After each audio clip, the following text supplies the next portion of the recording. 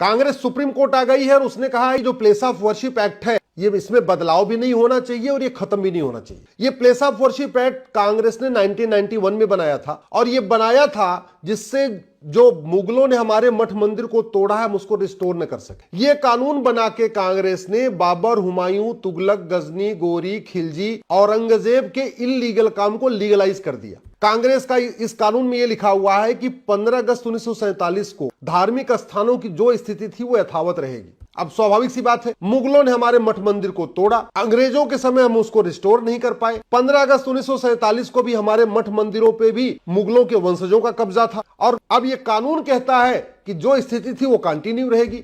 इसका मतलब यह हुआ कि ना हम काशी को फ्री करा पाएंगे, ना हम मथुरा को मुक्त करा पाएंगे, ना हम भद्रकाली को मुक्त करा पाएंगे, ना हम अटाला को मुक्त करा पाएंगे, ना हम संभल को मुक्त करा पाएंगे, ना हम भोजशाला को मुक्त करा पाएंगे। जितने भी हमारे मठ मंदिरों को मुगलों ने तोड़ा था, ये कानून कहता है वो जो तोड़े गए स्थान है सब ठीक है, आप उसके लिए डिमांड मत करिए, उसको रिस्टोर करने की कोशिश मत करिए। और बेशर्मी देखिए, 1991 में ये कानून बनाया और अब 2025 में कांग्रेस सुप्रीम कोर्ट आ गई है इस कानून के समर्थन में और कांग्रेस का कहना है कि जो हम लोगों की याचिका है, हमने इस कानून को चैलेंज किया हुआ है, वो हम लोगों की याचिकाओं को डिसमिस कर दिया जाए। कांग्रेस ने एक बात तो यह कही है कि इस कानून से सेकुलरिज्म मजबूत होता है। इस कानून से सेकुलरिज्म मजबूत नहीं होता है। इस कानून से हिंदुओं का फंडामेंटल राइट का वायलेशन होता है। हिंदुओं को भी राइट टू आइडेंटिटी है।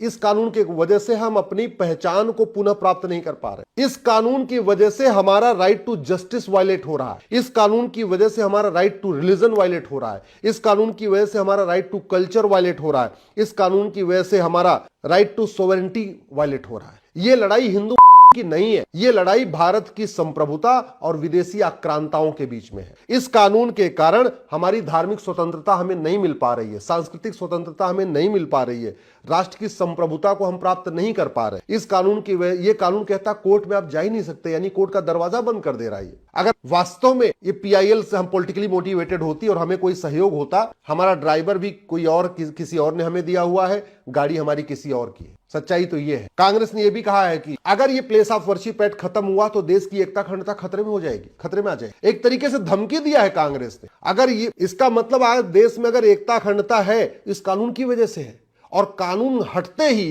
प्लेस ऑफ वर्शिप हटते ही भारत खंड खंड हो जाएगा। ये तो अपने आप पे धमकी है और एक तरीके से खुलेआम हिंदुओं को धमकी है कि तुम अपने अगर काशी, मथुरा, भद्रकाली, भोजशाला, अटाला को फ्री कराने की कोशिश करोगे तो भारत में फिर से विभाजन हो जाएगा। ये कांग्रेस की पिटीशन कह रही है जो उसने सुप्रीम कोर्ट में फाइल किया। एक बात मुझे समझ में नहीं आ रही है, 5 पॉलिटिकल पार्टियां आ गई, CPI आ चुकी है, RJD के मनोज झा आ चुके हैं, कांग्रेस खुद ही आ गई है, कांग्रेस के प्रवक्ता भी आ चुके हैं। पांच पॉलिटिकल पार्टियां आ गई है प्लेस ऑफ वर्शिप एक्ट के समर्थन में। कोई एक भी पॉलिटिकल पार्टी इस प्लेस ऑफ वर्शिप एक्ट का विरोध करने के लिए अभी तक सुप्रीम कोर्ट नहीं आई। Former cabinet secretary, former home secretary आ चुके हैं प्लेस ऑफ वर्शिप एक्ट का समर्थन करने और हमारी PIL को डिसमिस करवाने के लिए, लेकिन कोई एक भी IAS ऑफिसर, कोई एक भी फॉर्मर IPS ऑफिसर, कोई एक भी फॉर्मर जज हमारी इस PIL के समर्थन में नहीं आया।